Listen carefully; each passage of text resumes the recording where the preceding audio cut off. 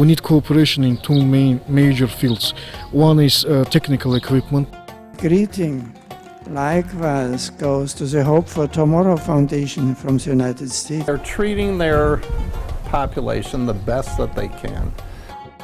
I think it's fantastic. The students get invaluable experiences. I'm Armenian descent. I have some obligation.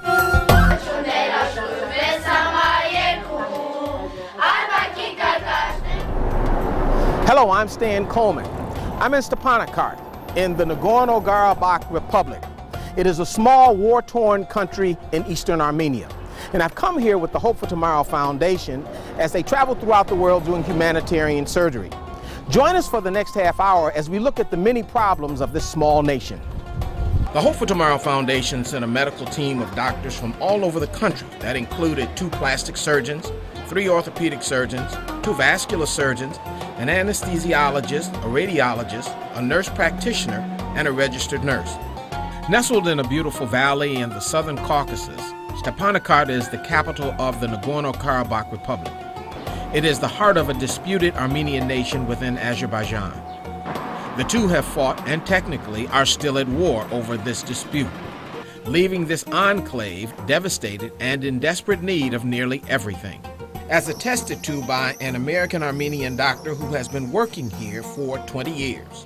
First of all, I'm very gratified by hearing about your organization and its purpose of helping people in need. Subspecialties are always needed because you can manage primary care with limited resources. You can even manage general type of specialties, but when it comes to surgical subspecialties, the need is immense because those are very highly technology dependent, and that's something that sometimes they lag behind because of finances. We need cooperation in two major fields. One is technical equipment. We need modern technical equipment.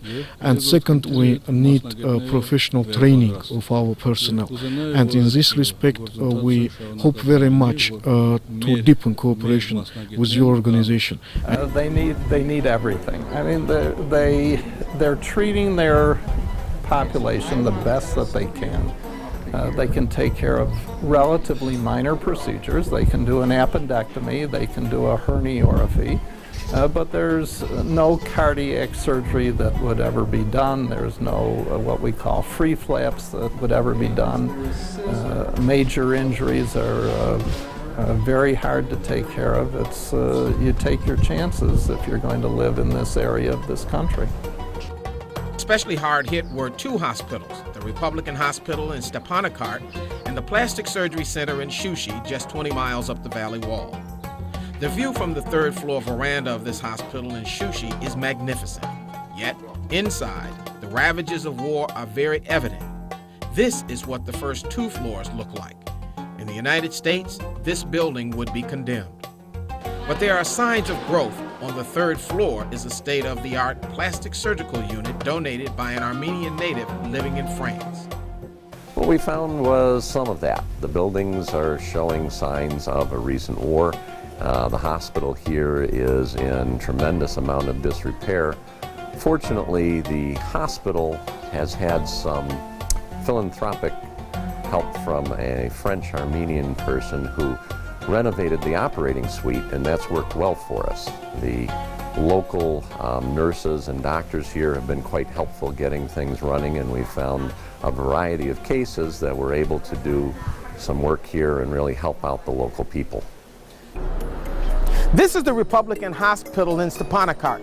If you look over my shoulder at the front of the building, you can see bullet holes and mortar holes from when the war was going on. This is where the Hope for Tomorrow team came to do their work. Here, too, the war has taken its toll. It's hard to imagine why anyone would be shooting at a hospital. But just behind this war-torn building, they are building a state-of-the-art hospital. But in the meantime, working here is almost like medicine in the Middle Ages, and there's no guarantee the new building will be equipped any better. A point not lost on Buffalo orthopedic surgeon Robert Sleminski as he operated under these poor conditions. It's antiquated. The building is fairly old. I think they said it was built in the 30s. Looks like it might have been hit a little bit during the war back in the 90s, but there's a brand new hospital they're building outside. So I think if we were back a year from now, instead of looking at the cracked ceilings and floors and kind of being surprised at how antiquated it was, we'd be probably surprised at how modern their facilities were. Buffalo orthopedic surgeon Mark Anders attributed these archaic conditions he is working under to economic pressure. It really depends on funding, and unfortunately, as is all medicine, a lot of what we do nowadays is expensive.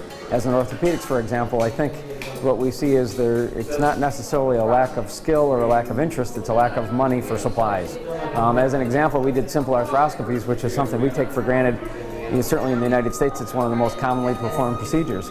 Here they have some archaic instruments, but they don't have a full set of anything, so they had no hand instruments. They could do an arthroscopy and look in someone's knee, but they actually couldn't do anything. And a lot of people have to travel a great distance to have any complicated procedures done.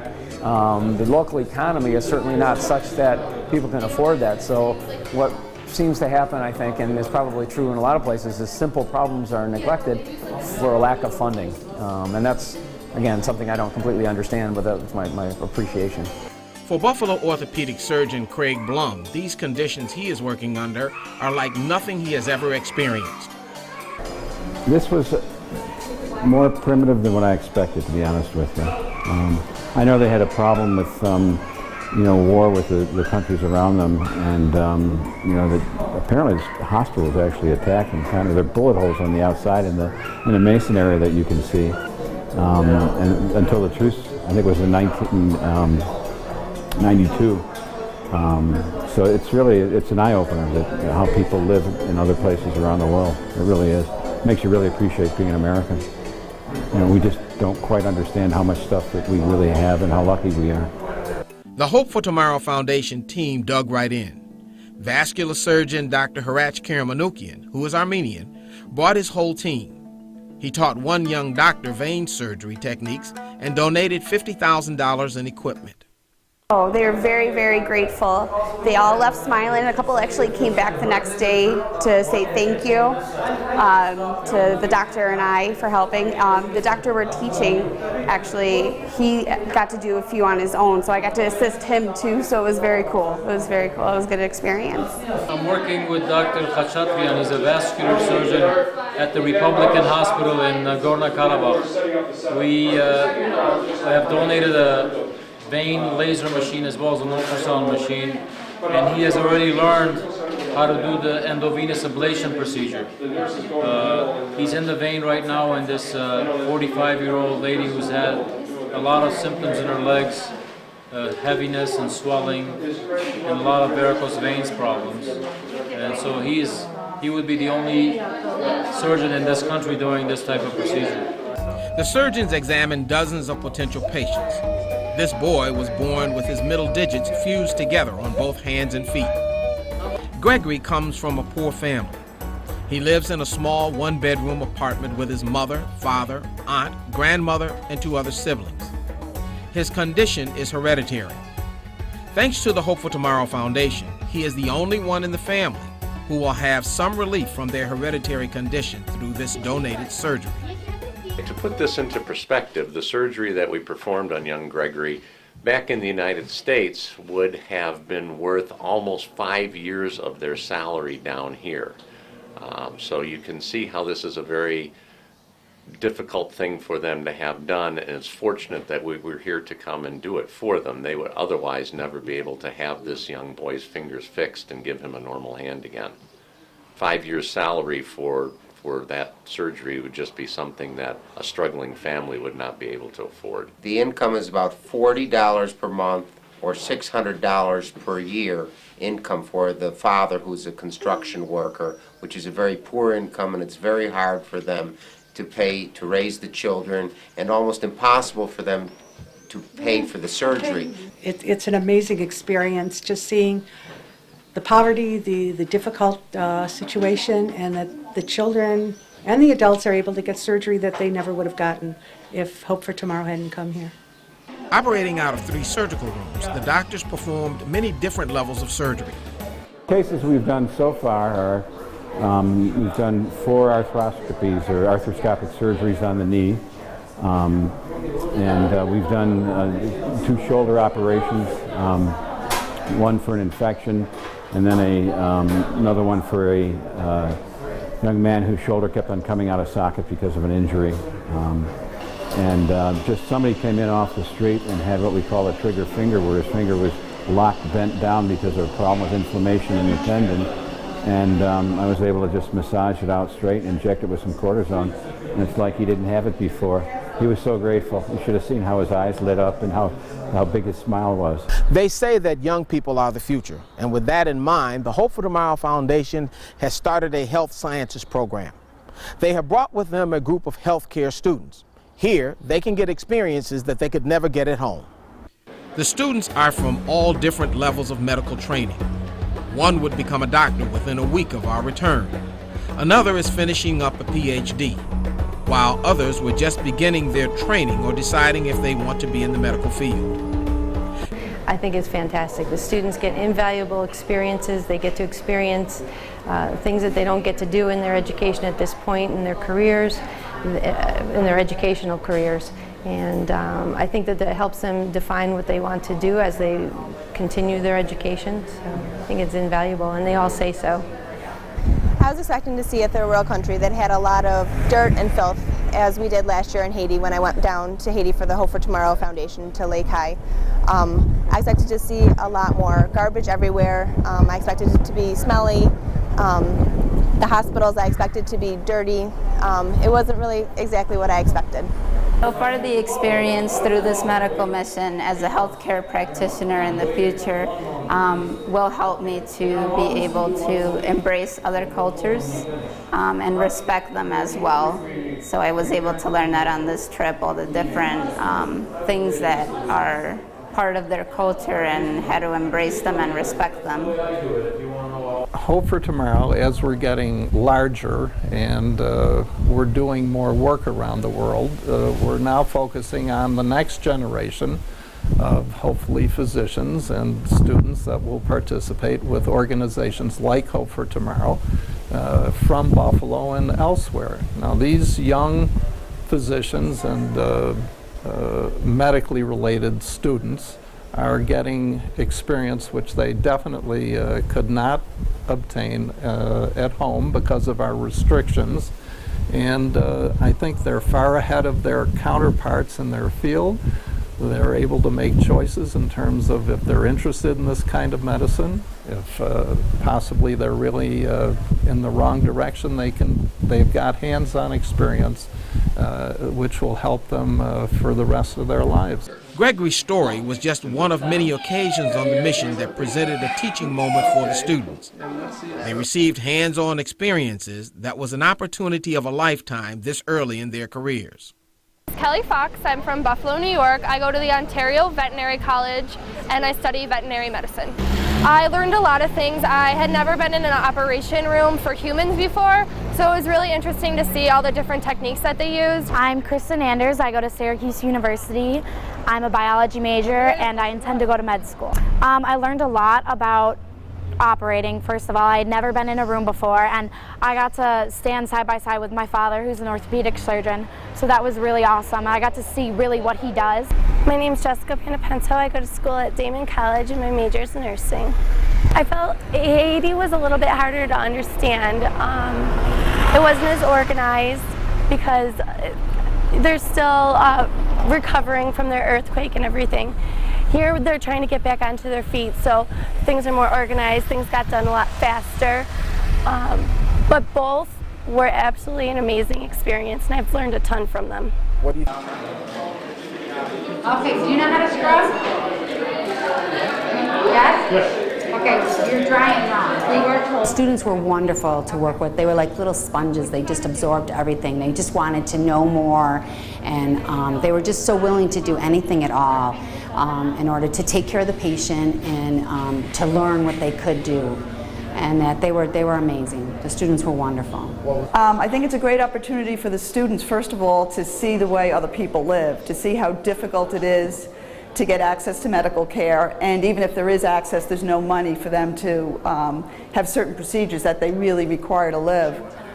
So I think it's a big eye-opener for them, and it's a great opportunity for them to get exposed to medicine, because the physicians are very generous with their time here, and they're really allowing the students to see the surgeries and participate in them. So it's a great opportunity for them. My name is Blum. I'm a fourth-year medical student at the American University of the Caribbean School of Medicine. And since I've been here, the experience has been more than I could ever imagine, from being completely hands-on in surgery, doing some suturing and helping with laser ablation surgery, plastic surgery, orthopedic surgery, to just dancing with locals and visiting an orphanage and seeing how grateful the people here are to have us and how welcoming they've been, and just to look around and experience a culture that I've never had the privilege to be able to be a part of. My name is Nicole Smolinski, and I'm a student at the University of Michigan. I want to go pre-med, and this is just a great opportunity for me to decide if I really was interested in this. It was my first real exposure to medicine, and being able to participate in the surgeries and be a part of be a part of the surgical team, and being able to actually do something instead of just sit on the side and watch. It was just a great experience to be able to actually help people. My name is Tom McGarry. I'm a physical therapy student at Damon College. What I did actually see when we were here was beautiful people that are very friendly and that welcomed us with open arms, and we were able to help them with vascular surgery. We've done several orthopedic cases that were very exciting to participate in.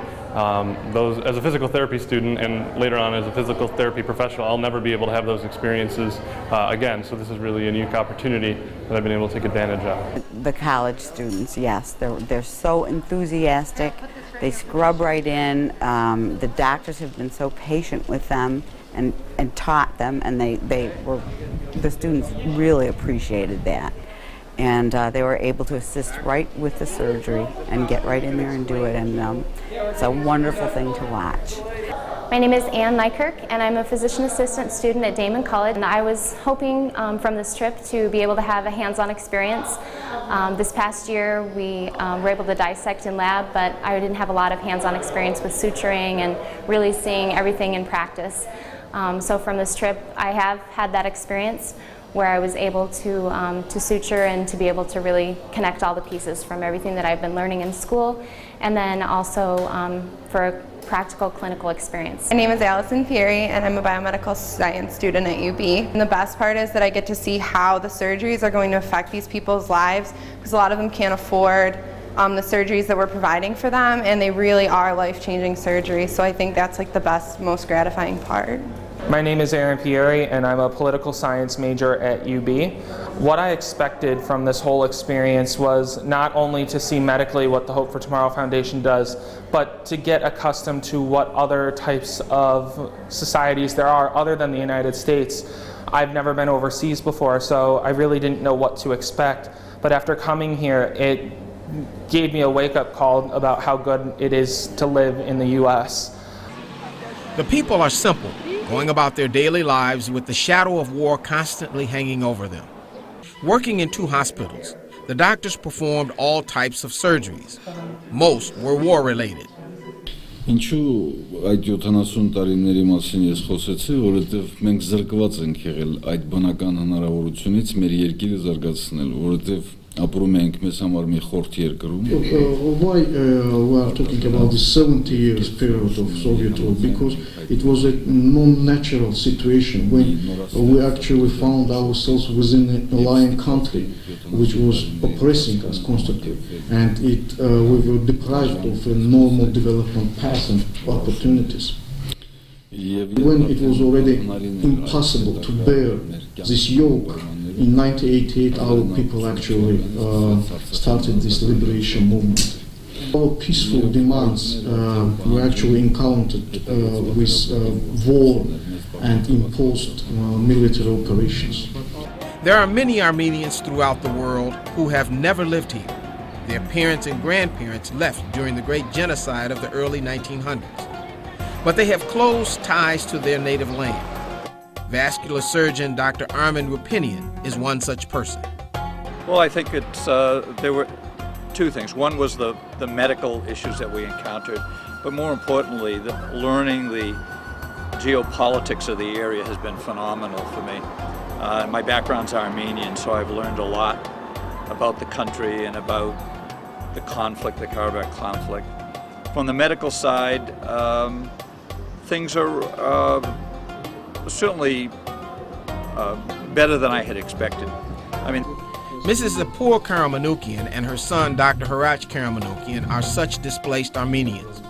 For Mrs. Karamanoukian, this is a lifelong dream come true. I'm Armenian descent. I have some obligation. Now I feel myself a little strong because the new generation is taking much more education than before. You know, they are strong, they are smart and clever. They have the potential to reach the climax. But when we have a little kick from the outside, you know, we can fulfill and reach our goal. Even foundation members who could not make this trip got involved. Thousands of dollars in prosthetics and orthotic supplies were donated by Alex and Ursula Campanella. Although they are retired from the prosthetics and orthotics industry, they made these donations as they have many times in the past when they were able to come on the missions. This part of Armenia, Azerbaijan, which encompasses the Nagorno-Karabakh Republic, has been at war or under suppression almost constantly for centuries. It has created a permanent poverty class. Although it is primarily an agricultural society, it also has mining and is very active in the diamond industry. And not everyone is poor here. In Stepanakart, there's a thriving business district, and if you move around the city, you will discover middle-class communities. But their economy is struggling, and they aren't looking for a handout, but a helping hand. In our opinion, statement, Nagorno-Karabakh Republic need not just in economical, also in intellectual help. And it is no less significant. In this tiny nation surrounded by enemies, faith is paramount. It is an all-Christian nation. With little to build with and even less to live on, faith in God plays a central role in their lives. She says that she used to, pray for the peace of Garapal, and she begs from God. She begged from God in her. She was begging to God that let these things our children don't see. It's enough. This proved to be another strong lesson for the American students as they visited an orphanage in Stepanakart. They discovered that poverty and the threat of war cannot dampen the spirit of the young left behind, that they have faith in a future that one day will be theirs.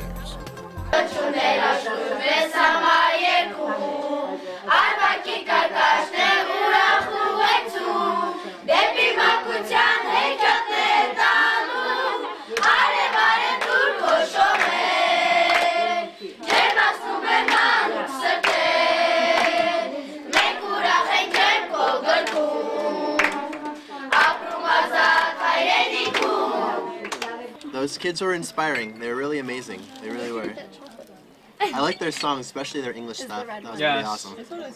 That one. Yeah. Well, and the one girl really loved you, Virginia. I think you have to wait till came up to us and said hello in English. Yeah. After the coffee, yeah, I was so surprised that a lot of it was so cute. They were so excited. Like, it was so. I'm still speechless. It was like so rewarding. It was just like. I still want to take one home. I can't even. I almost cried. It was so cute. Yeah, can we each have an orphan to take home with us, please? We gave them all the presents, and then they thought that they had to give them back. I know. They wanted to The Hope for Tomorrow Foundation understands faith. It was born out of faith. Faith by Pope John Paul II, who requested Dr. Jeffrey Meilman to go throughout the world to help needy children. This was after a group of Western New Yorkers traveled to Rome for a blessing by the Pope for a young girl the doctor had helped. Again, as it has done many times over the past 20 years, the group pilgrimaged to Rome for an audience with the Pope. They took the Vietnamese boy, Nguyen Chong Hu, who the doctor helped last year by removing a large growth on his face. There they were well received by the Holy Father. Pilgrims from the following parishes: members of the Hope for Tomorrow Foundation.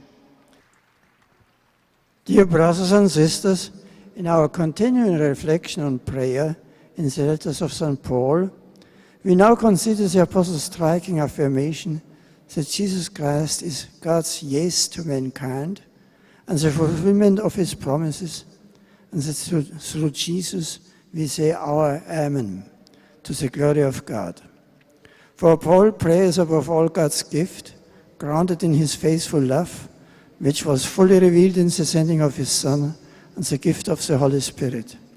The Spirit poured forth into our hearts leads us to the Father, constantly making present God's yes to us in Christ, and in turn enabling us to say our yes, Amen, to God.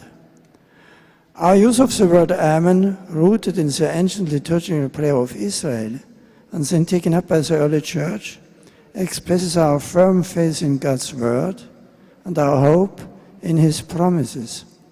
Through this daily yes, which concludes our personal and communal prayer, we echo Jesus' obedience to the Father's will, and through the gift of the Spirit are enabled to live a new and transformed life in union with the Lord. Greeting likewise goes to the Hope for Tomorrow Foundation from the United States. When the Pope blessed young Hu, it was a special moment that validated all of the 3,000 surgeries the organization has done over 3 decades.